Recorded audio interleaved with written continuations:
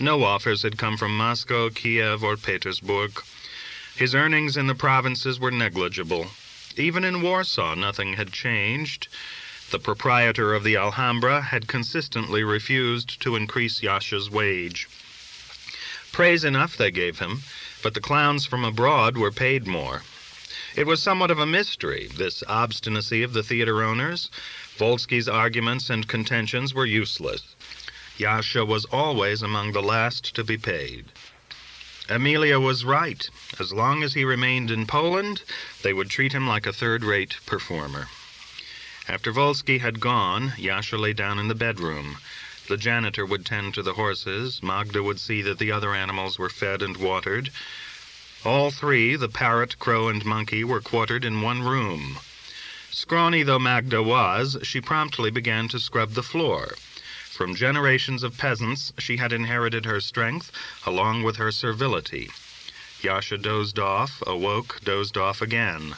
The house was an old one. In the unpaved courtyard below, geese cackled, ducks quacked, roosters crowed, just as in the country. Through the open window, breezes from the Vistula and the Praga forest wafted in. Downstairs, a beggar scratched out a tune on a street organ and sang an old Warsaw melody. Yasha would have thrown him a coin if his limbs had not felt so numb. He was dreaming and thinking at once. Again to drag himself through the boggy hinterlands, again to perform in fire stations, no. He'd had enough of it. His thoughts whirled to the rhythm of the street organ. He must go away, abandon everything. At whatever cost, he must tear himself free of this swamp. If not, someday he, Yasha, would also wander about with a street organ. It had just been morning, and now it was dusk. Magda brought him a dish of new potatoes with sour milk and parsley. He ate in bed and again placed his head on the pillow. When he opened his eyes once more, it was night time. The bedroom was dark, but it could not have been too late, since he could still detect the sound of a cobbler driving tacks into a shoe. No one in the neighborhood had installed gas lamps yet. By the light of naphtha lamps, housewives mended, washed dishes, darned, sewed patches. A drunk argued with his wife while his dog barked at him. Yasha called to Magda, but she had apparently gone out. Only the crow, whom Yasha had taught to speak like a human, answered him. Every time that Yasha returned to Warsaw, it was with the anticipation of favorable tidings. But the fates, which are so frequently generous to all sorts of dilettantes and amateurs, were severely sparing with him, Yasha. They never permitted him to get the best of any bargain. On the contrary, everyone took advantage of him. Yasha knew that it was all because of his attitude. He felt inferior, and sensing this, others exploited him. Having surrounded himself with a low class of people, his reward was to be treated like one of them. Amelia was the only miracle in his life, his only hope of salvation from the pit he had dug for himself. Their introduction had been shrouded in mystery. He had not at first caught her name. He had begun to think of her, had been unable to forget her. His thoughts had rushed on of their own accord. He became inexplicably aware that she was thinking of him as much as he was of her, that she also yearned for and desired him.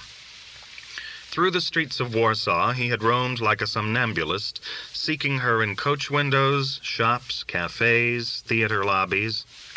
On the Marszałkowska Boulevard he had looked for her, on the Nowy Swiat, on the paths of the Saxony Gardens. He stationed himself by a pillar in the theater square and waited. One evening, convinced of finding her, he had gone out. He walked the length of the Marszałkowska Boulevard. When he approached a shop window, there she was, waiting, as if they had previously arranged a rendezvous, dressed in a fur collar and muff, her black eyes focused directly upon him. He moved closer, and she smiled, knowingly and enigmatically.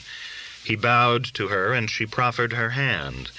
And while all this was happening, she blurted, "What an odd coincidence!"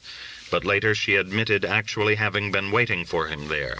She had had a premonition that he had heard her summon him. Subchapter 4. The affluent householders had already installed telephones, but Amelia could not yet afford such a luxury. Amelia and her daughter Halina existed on a meager pension. All that remained from the days when the professor had been alive was the apartment and an old maidservant, Jadwiga, who for years now had drawn no wages. Yasha awoke early. He shaved. The apartment contained a wooden tub, and Magda filled it with kettles of water. She lathered Yasha with scented soap and massaged him. And as she did, she observed slyly, "When one visits a noblewoman, one must smell sweet." "I'm not visiting any noblewoman, Magda." "Oh, sure, your Magda is a fool, but she can put two and two together." During breakfast, Yasha's mood suddenly brightened. He spoke only of testing his theory of flight, and the sooner the attempt was made, the better. He would also fit her, Magda, with a set of wings. They would soar together like a goose and gander, and become as world-famous as Montgolfier had been over 100 years ago. He embraced Magda, kissed her, and assured her that no matter what happened to him, he would never forsake her. "Perhaps you may have to be alone for a time while I go abroad, but don't worry. I will send for you. I ask only one thing. Trust me." And as he spoke, he looked into her eyes. He smoothed her hair and rubbed her temples. He had such power over her that he could put her to sleep in a minute. In the midst of a heat wave, he could tell her that she was cold, and immediately she would begin to shiver. During a frost, he could convince her that she was overheated, and her body would flush and perspire. He could prick her with a needle and draw no blood. He had performed innumerable experiments upon her, but he had also evolved a system of mesmerism while she was awake. He would tell her something, and it would stick in her brain. He would give her commands weeks and months in advance, and she would carry them out later with uncanny promptness. He had already begun to prepare her for the time when he would go away with Amelia. Magda heard him out, smiled tacitly with peasant slyness. She understood all his wiles, but at the same time acquiesced, neither capable nor desirous of opposition. At times her mien and grimaces reminded him of the parrot, the monkey, or the crow. After breakfast he put on a light suit, kid leather boots, a hard hat, and tied a black silk tie over his collar. Kissing Magda, he left without a word. He flagged a drozhki. Amelia lived on Krolievska Street, opposite the Saxony Gardens. On the way, he ordered the coachman to stop at a florist's, where he bought a bouquet of roses. At another shop he purchased a bottle of wine, a pound of sturgeon, a tin of sardines. Amelia often observed jocularly that he came as laden down with presents as Santa Claus on Christmas Eve. But it was already a tradition with him. He knew it for a fact. The mother and daughter had barely enough for necessities. And besides, Halina had weak lungs. It was because of this that her mother wanted to go to southern Italy. Halina had left the boarding school because money for her tuition had run out. Amelia herself sewed and reversed all their dresses, since there was no money left for tailors and seamstresses. In the drozhki, holding the packages firmly to keep them from sliding, Yasha looked out at the city, which was both strange to him yet familiar. At one time, Warsaw had seemed an unattainable dream. More than anything, he had wished to see his name in print in a Warsaw newspaper or on a theatrical poster. But now he was already trying to free himself of this city, which, despite its cosmopolitan pretenses, remained provincial. Only now was it beginning to expand. The drozhki rolled between piles of bricks, heaps of sand, mounds of lime. The air on this June day smelled of lilac, paint, raw earth, and gutter slops. Gangs of laborers tore the entrails from the streets, dug into the foundations. On Krolievska Street, the air was cleaner. The trees in Saxony Gardens were shedding their last blossoms. Through the fence one could see flower beds, hothouses filled with exotic plants, and a cafe where young couples ate their second breakfast under the open sky. This was also the season of lotteries, the raffling of prizes for worthy causes. Nursemaids and governesses wheeled infants in baby carriages. Boys in sailor suits rolled their hoops along with small sticks. With colored shovels, tiny girls dressed like fashionable ladies burrowed in sand piles, digging among pebbles. Others danced in circles. There was a summer theater in the park, too, but Yasha had never performed in it. He had been barred for being a Jew.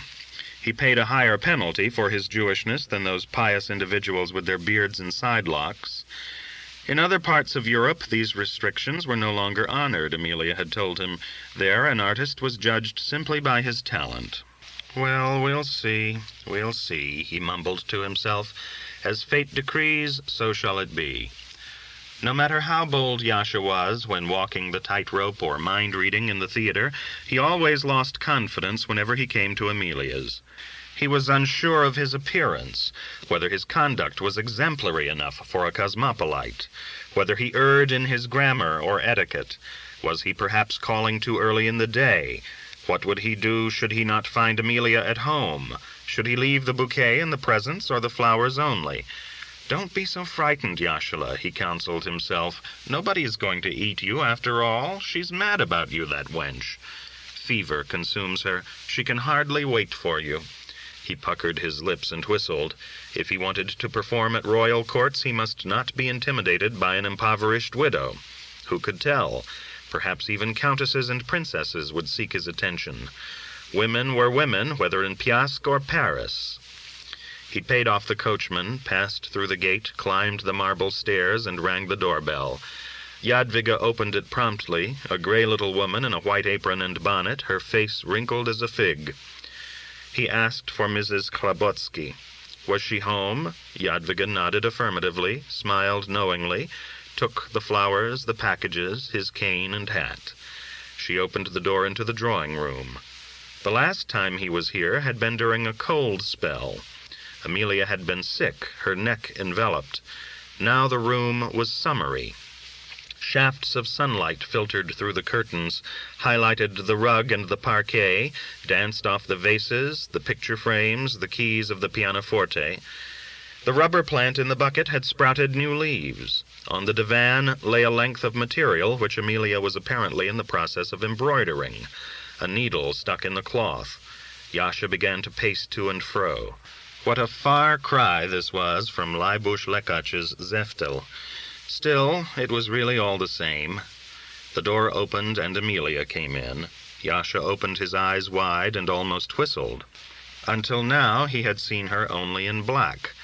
She had been in mourning for the late professor, Stefan Chlabotsky, and also for the abortive uprising of 1863 and the martyrs who had been tortured and had perished in Siberia. Amelia read Schopenhauer, was enamored of the poetry of Byron, Slavatsky, and Leopardi, and idolized the Polish mystics, Norwid and Taviansky. She even let Yasha know that she was a Walowski on her mother's side and a great-grandchild of the famous Frankist Elisha Schur. Yes, Jewish blood flowed in her veins as it did in most Polish nobility. Now she wore a light café au lait gown. She'd never seemed as beautiful as now. Straight, supple, a Polish beauty with high cheekbones, a Slavic nose, but with black Jewish eyes full of wit and passion. Her hair in back was upswept and circled by a wreath-like braid. Her waist was narrow, her bosom high. She seemed a full 10 years younger than her actual middle 30s. Even the down on her upper lip favored her, and contributed a sort of female boyishness. Her smile was shy, yet wanton. They had already in the past kissed and embraced like lovers. She often confessed that it required all of her self-control to keep herself from complete surrender. But it was her wish to marry in church, to begin their wedded life on a pure basis. He had already promised that to please her he would convert to Christianity. "Thank you for the flowers," she said, and extended her hand, not small, but pale and delicate. He lifted it to his lips and kissed it, holding it for a while within his own. Scents of lilac and late spring surrounded them. "When did you come?" she asked. "I expected you yesterday." "I was too tired. Halina hasn't stopped asking about you. There was something about you yesterday in the Kurier Warszawski. Yes, Volsky showed it to me." "A somersault on the tightrope?" "Yes. God in heaven, what people won't try," she cried with astonishment and regret. "Well, it's all a gift, I suppose. You're looking well." She changed her tone. "Lublin seems to agree with you. I rest up there." "With all the women?" He did not answer. She said, "You haven't even kissed me yet," and she opened her arms to him. Subchapter 5. They remained locked in their kiss as if it were a contest to see who would take the first breath. Suddenly she tore herself loose. She always had to make him promise to control himself. She had lived 4 years already without a man, but it was better to suffer than to act promiscuously. She always observed, "God sees all. The souls of the dead are ever present and behold the deeds of their near ones." Amelia had her own religious convictions. The Catholic dogma was to her nothing more than a set of rules. She had read the mystic writings of Swedenborg, Jakob Böhme. With Yasha she often discussed clairvoyance, premonitions, mind-reading, and communication with the spirits of the dead. After Stefan Chrabotsky's death, she conducted seances for a time in her salon, supposedly exchanging greetings with Chrabotsky through table tipping. Later she realized that the medium, a woman, was a charlatan.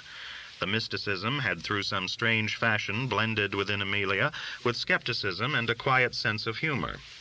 She ridiculed Jadwiga and the Egyptian book of dream interpretations which the servant kept under her pillow, yet she, Amelia, believed in dreams herself. After Chrabotsky's death, several of his colleagues proposed marriage to her, but her dead husband had appeared before her in a dream and urged her to reject them. Once he even materialized before her as she was walking up the stairs at dusk. She revealed to Yasha that she loved him because his character was so like Chrabotsky's, and that she had indications that Chrabotsky approved the match. She now took Yasha by both his wrists, guided him to a chair, and sat him down as one would a mischievous child. "Sit, wait," she said.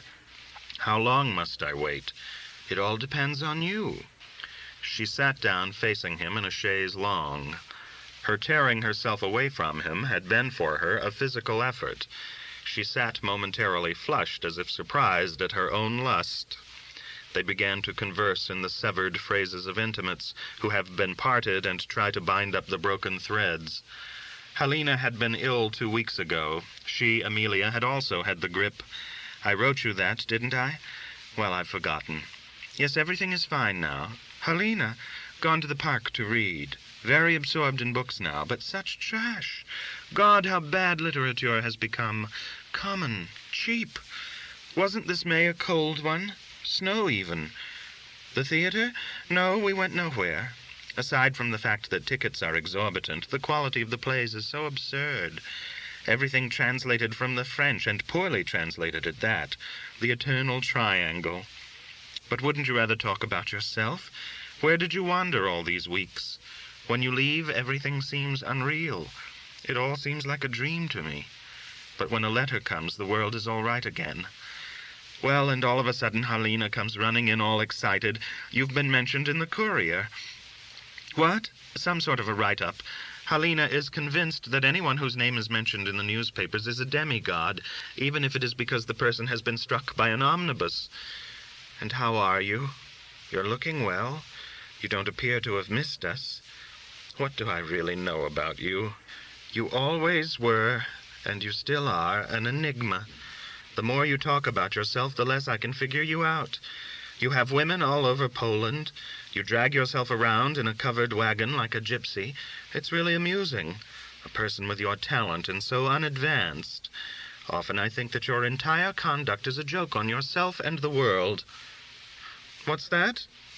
About us, I certainly couldn't tell you a thing. All our plans are suspended in the air. I'm afraid that everything will drag on like this until we're both old and gray. I've come to you now, and we won't be separated again, he said, amazed at his own words. Until just now, he had not yet made a decision. What's that? Well, that's what I've been waiting for. This is what I've wanted to hear. And her eyes grew moist. She turned her face aside, and he saw her in profile. Presently she rose to tell Jadwiga to serve the coffee. The woman had already brewed it, unbidden. She had ground it herself in a coffee grinder, according to old Polish tradition. The aroma permeated the drawing room. Yasha was left alone. Well, everything is fate, he mumbled to himself. He was seized by a tremor. With those few words to Amelia, he had just about sealed his destiny. But what would become of Esther now, and Magda? And where would he get the money he needed? And was he truly capable of changing his religion? I cannot live without her, he replied to himself. He was filled suddenly with the impatience of a convict awaiting his release, every hour an eternity. He stood up. Though his heart was heavy, his feet felt uncommonly light. Right now I could turn not 1 but 3 somersaults on the tightrope. How could I have put it off this long? Yasha skipped to the window, turned aside the draperies, gazed out at the luxuriant chestnut trees in the Saxony gardens, at all the schoolboys, young fops, governesses, and couples who strolled along its paths. For example, that young fellow with the flaxen hair and his girl in the straw hat with the cherries.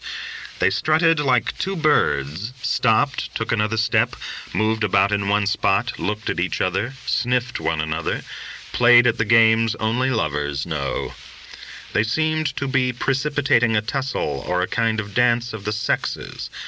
But what was it he saw in her? And how blue the sky was today.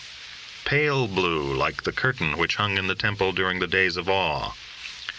Yasha felt a pang of doubt at the comparison. Well, God was God, whether you prayed to him in the synagogue or in church. Amelia came back. He walked towards her. When she brews coffee, she smells up the whole house. It's the same when she cooks. What will become of her, he asked. Will we take her along with us to Italy? Amelia pondered a moment. Are we at that stage already? My mind is made up. Well, we'll require a servant too, but it's all idle chatter. No, Amelia, it's just as if you were my wife already. Subchapter 6. The doorbell rang. Amelia excused herself and left Yasha alone once again. He remained still, as if he were in hiding and afraid to reveal his presence to someone who sought him.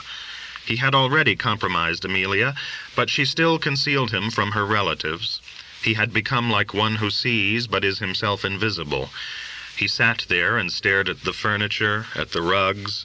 The pendulum in the grandfather clock swung slowly. Golden flecks of sunlight glanced off the prisms of the chandelier, off the album bound in red velvet. From a neighbor's house, piano chords drifted.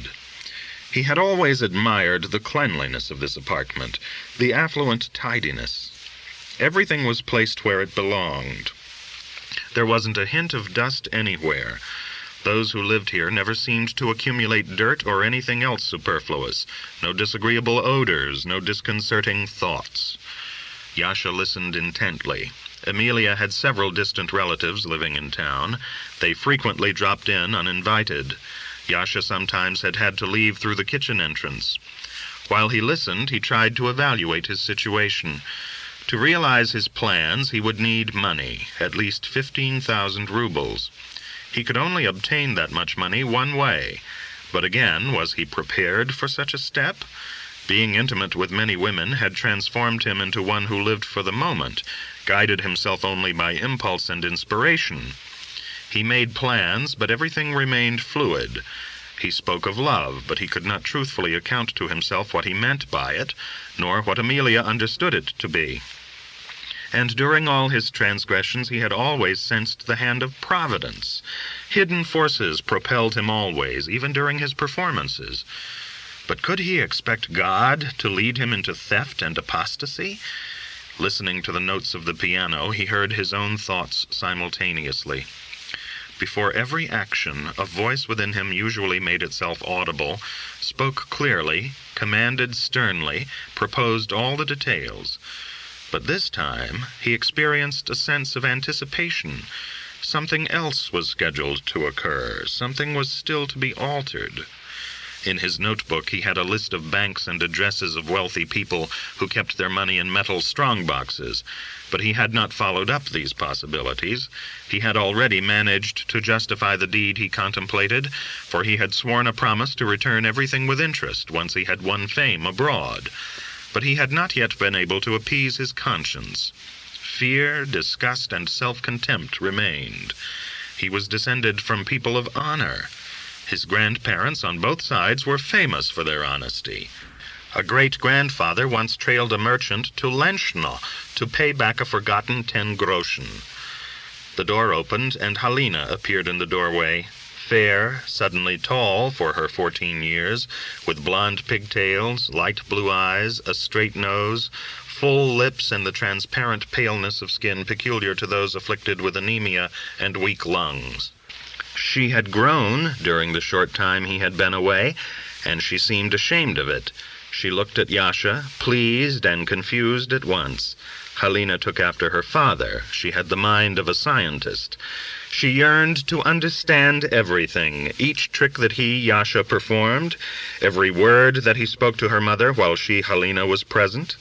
She was an avid reader, collected insects, could play chess, write poetry. She was studying Italian already. For a moment she seemed to hesitate. Then she charged at Yasha with a childish leap and fell into his arms. "Uncle Yasha!" She kissed him and let herself be kissed in return. She promptly besieged him with questions. When had he come? Had he traveled by wagon this time, too? Had he seen any wild beasts in the forest? Had he been stopped by highwaymen? How was the monkey, the crow, the parrot? How were the peacocks in his yard at Lublin? And the snake, the turtle? Would he actually perform a somersault on the wire as announced in the newspapers? Was this possible? Had he missed them, her and Mama? She seemed almost full-grown, yet she chattered on like a child.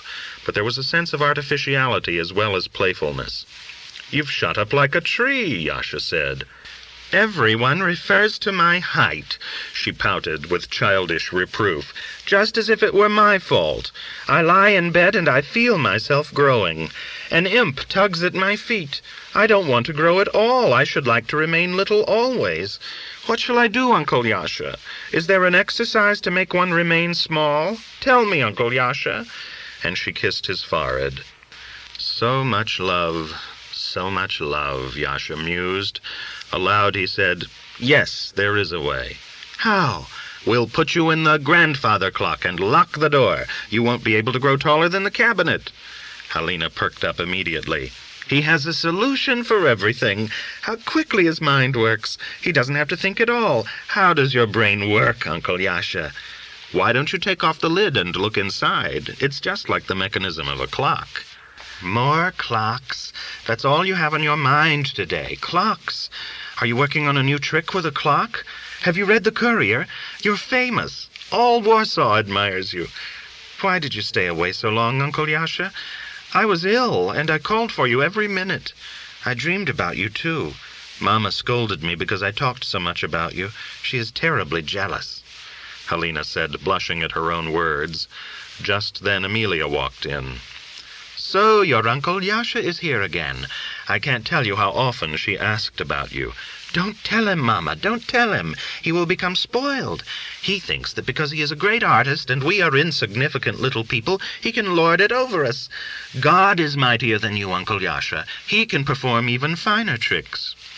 Amelia quickly grew stern. "Do not take the Lord's name in vain. It is no subject for levity." "I'm not joking, Mother." "That's the latest fashion, to bring God into every senseless conversation." Halina seemed lost in thought for a moment. "Mama, I'm simply starved." "Oh?" "Yes, if I don't eat something in the next 10 minutes, I'll just die."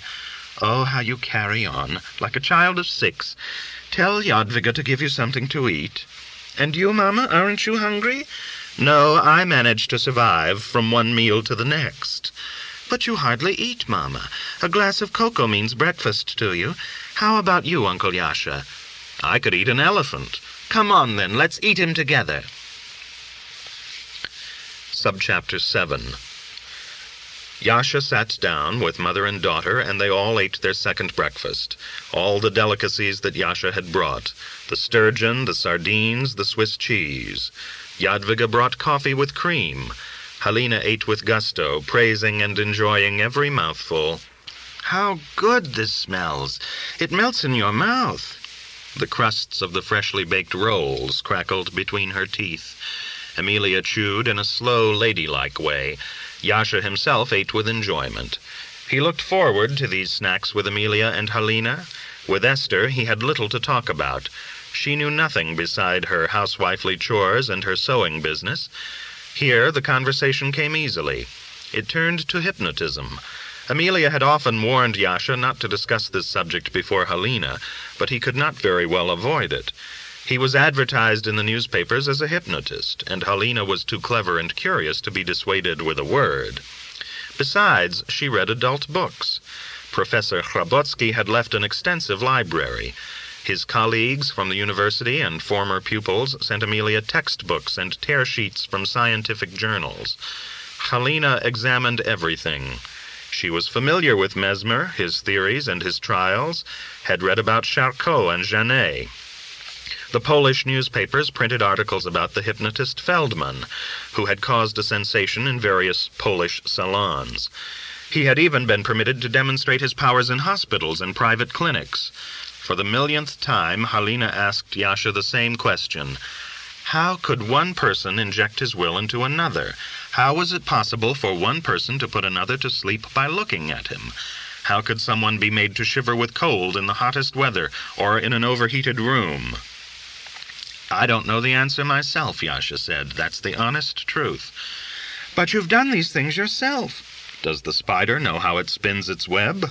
Oh, now he compares himself to a spider. I hate spiders. I despise them. You, Uncle Yasha, I adore. You talk too much, Halina, Amelia interrupted. I want to know the truth. Her father's daughter. She only wants the truth. For what other reason are we born, Mama? Why are all the books written? All for truth, Mama. Mama, I have a big favor to ask you. I know what it is beforehand, and the answer is no. Mommy, I beg you on bended knees, have pity. No pity, no. What Halina wanted was her mother's permission to have Yasha demonstrate his hypnotism right then and there. Halina was even eager to be hypnotized herself, but Amelia repeatedly denied her daughter's request. One did not trifle with such things. Amelia had read somewhere of a hypnotist who had been unable to arouse his subject. The victim had remained in a trance for days afterwards. Come to the theater, Halina, and then you'll see how it's done, Yasha said. To tell the truth, I hesitate to take her. Such riffraff go there. What must I do, Mother? Sit in the kitchen and pluck chickens? You're still a child. Let him hypnotize you, then. I don't want any seances in my house, Amelia said sharply. Yasha was silent. They are hypnotized anyway, he thought. Love is based entirely on hypnotism. When I saw her for the first time, I hypnotized her. That is why she was waiting for me that night on Marshalkovska Boulevard. They are all hypnotized. Esther, Magda, Zeftel. I possess a power, a tremendous power. But what is it? And how far does it extend? Would I be able to hypnotize a bank director into opening the vault for me? He, Yasha, had first heard the word hypnotism only a few years before. He had attempted it and had succeeded immediately. He had ordered his subject to sleep, and the man had fallen into a heavy slumber. He had ordered a woman to undress, and she had begun to take off her clothes. He had told a girl that she would feel no pain, and though he had pricked her arm with a pin, she had not cried out, nor had there been any blood. Since then, Yasha had witnessed a number of demonstrations by other hypnotists, several indeed by the famous Feldman. But what this power was, or how it worked, Yasha could not understand. At times it seemed to him that both hypnotist and subject were indulging in some sort of hijinks. But nevertheless it was no sham. Perspiration cannot be simulated in cold weather, nor a flow of blood prevented when a needle is jabbed into the flesh. Perhaps this was what was once labeled black magic. Oh, Mommy, you're so stubborn, Halina said, munching a sardine on a roll. Tell me what sort of power this is, Uncle Yasha, before I die of curiosity. It's a force. What is electricity? Yes, what is electricity? No one knows. They flash signals here in Warsaw, and the electricity carries them in 1 second to Petersburg or Moscow. The signals go over fields, forests, go hundreds of miles, all in 1 second. Now there is such a thing as a telephone, and one can hear another's voice through the wires. The time will come when you'll be able to talk from Warsaw to Paris, just the way I'm talking to you now. But how does it work? Ah, Mama, there is so much to learn. Some people are so wise. How did they become so wise? But it's always men. Why don't women educate themselves? In England, there is a woman physician, Yasha said. Really? That's funny. I can't help laughing. What's so amusing? Amelia asked. Women are people, too. Of course, but a woman doctor? How does she dress, like George Sand? What do you know about George Sand? I'll lock you out of the library. Don't do it, Mommy. I love you terribly, and you're so strict with me. What do I have besides my books? The girls I know are all bores. Uncle Yasha seldom comes to see us. He plays hide-and-seek with us. I can lose myself in books. Why don't the two of you get married? Helena blurted out suddenly, amazed at her own words. She paled. Amelia blushed to the roots of her hair. Are you mad or what? She is right. We will be married soon, Yasha interrupted. Everything's been decided.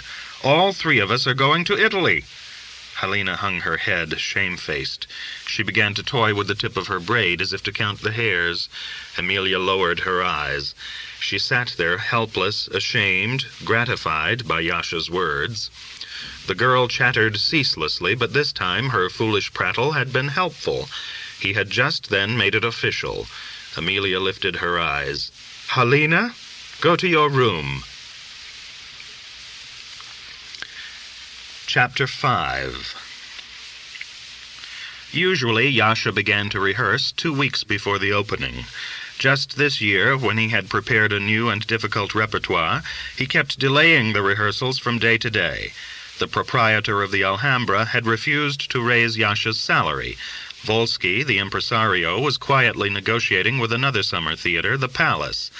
Often during the day, when Yasha sat in the Café Lours, sipping black coffee and leafing through a magazine, he was seized by an odd premonition, a feeling that he would not perform that season. He feared this portent and tried to banish it from his mind, mollify it, erase it, but it kept returning. Would he grow sick? Was he, God forbid, due to die? Or was it something else altogether? He placed his hands on his forehead, rubbed his scalp, his cheekbones, enveloped himself in a blind darkness. He had wound himself into too many entanglements. He had driven himself into a dilemma. He loved and desired Amelia. He even longed for Helena. But how could he inflict such an outrage against Esther? For so many years she had shown him a rare devotion. She had stood beside him through all his difficulties, helped him in every crisis. Her tolerance was the kind that the pious attribute only to God. How could he repay her with a slap? She would not live through the shock, Yasha knew. She would wither and flicker out like a candle. More than once he had seen a person die of heartbreak simply because they no longer had any reason to stay alive. Some of these people had not even been sick when they died. Swiftly and without explanations, the angel of death performs his magic. For some time now, he had been trying to prepare Magda for his departure, but she was jittery already. Each time he returned from Amelia, Magda looked at him with mute reproach. She had almost ceased speaking to him altogether, and had withdrawn like a clam into her shell. In bed she was frigid, distant, silent. Summers past, the pimples on her face would fade, but this year her complexion was a mass of them. The rash had even spread to her neck and the upper part of her breasts. She had also begun to have accidents. Plates slipped from her hands, pots turned over on the hot stove. She had burned her foot, pricked her finger, nearly lost an eye. In this state, how could she be expected to perform somersaults, hand him his clubs and balls to juggle, or spin the barrel on her feet? Even if he, Yasha, managed to go on this season, he would probably have to engage a new assistant at the last minute. Yes, and what of poor Elżbieta? The news of his deserting Magda might kill her. There was a partial solution to the miserable situation: money. If he could give Esther 10,000 rubles, it would temper the blow somewhat. A cash settlement would certainly appease Magda and Elżbieta. In addition, he needed a large sum for himself, Amelia, and Helena.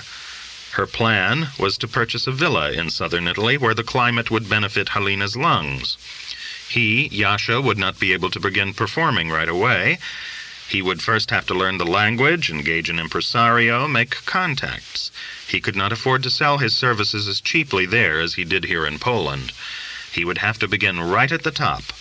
But for all this he needed a backlog of at least 30,000 lira. Emilia had confessed to him what actually he had already known. She owned nothing save a pile of debts which she would have to make good before she could leave town. Ordinarily, Yasha did not smoke. He had weaned himself away from a pipe in the belief that it was bad for the heart and eyes, and that it interfered with his sleeping. But now he began to smoke Russian cigarettes. He sucked on the tip of a cigarette, sipped black coffee from a saucer, and scanned a magazine. The smoke stung his nostrils, the coffee his palate. The magazine article made no sense. It raved about some Parisian actress, one Fifi, at whose feet all France worshipped. The writer implied that Fifi was a former demi-mondaine. Why would all France glorify a tart, Yasha wondered. Was this France? Was this the Western Europe of which Emilia spoke with such awe? Was this the culture, the art, the aestheticism that the journals wrote about with such fervor? He threw aside the magazine, which was immediately claimed by a white-mustached gentleman. Yasha extinguished his cigarette in the coffee dregs.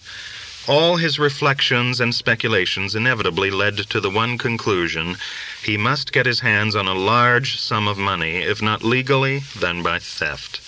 But when should he perform this crime? Where? How? Strange that although he had been contemplating this deed for months now, he had never entered a bank nor familiarized himself with banking procedure. He had not even determined where the banks stored their money during closing hours, nor the type of safes or locks they employed. He had procrastinated. Whenever he passed a bank, he stepped quickly, averting his face. It was one thing to open a lock on the stage or before the Piask gang, another to steal into a building manned by armed guards. For that one had to be a born thief. Yasha tapped his spoon against the saucer to summon the waiter, but the man either did not hear or pretended not to. The cafe was quite full. There were almost no patrons who, like himself, were alone. Most sat in groups, circles, clusters, the men in morning coats, striped trousers, wide cravats. Some wore pointed beards, some spade beards, some had drooping mustaches, some mustaches that curled. The women wore wide-skirted dresses and wide-brimmed hats decorated with flowers, fruits, pins, and feathers. The patriots whom the Russians had exiled to Siberia in boxcars after the uprising were dying by the hundreds. They expired from scurvy, consumption, beriberi, but mainly from ennui and the yearning for the motherland. But the patrons in the cafe had apparently reconciled themselves to the Russian invader. They talked, shouted, joked, and laughed. The women fell giggling into each other's arms. Outside a hearse rolled by, but those within ignored it as if death did not concern them. What were they jabbering about with such fervor, Yasha wondered. Why did their eyes gleam so? And that old fellow with the white wedge beard and the mossy pouches under the eyes, why had he pinned a rose in his lapel? He, Yasha, was to all appearances their equal, yet a barrier separated them. But what was it? He never found a clear explanation. Together with his ambition and lust for life dwelt a sadness, a sense of the vanity of everything, a guilt that could neither be repaid nor forgotten. What was life's purpose if one did not know why one was born nor why one died? What sense did all the fine words about positivism, industrial reform, and progress make when it was all cancelled out in the grave? For all his drive, he, Yasha, was constantly on the brink of melancholy. As soon as he lost his craving for new tricks and new loves, doubts attacked him like locusts.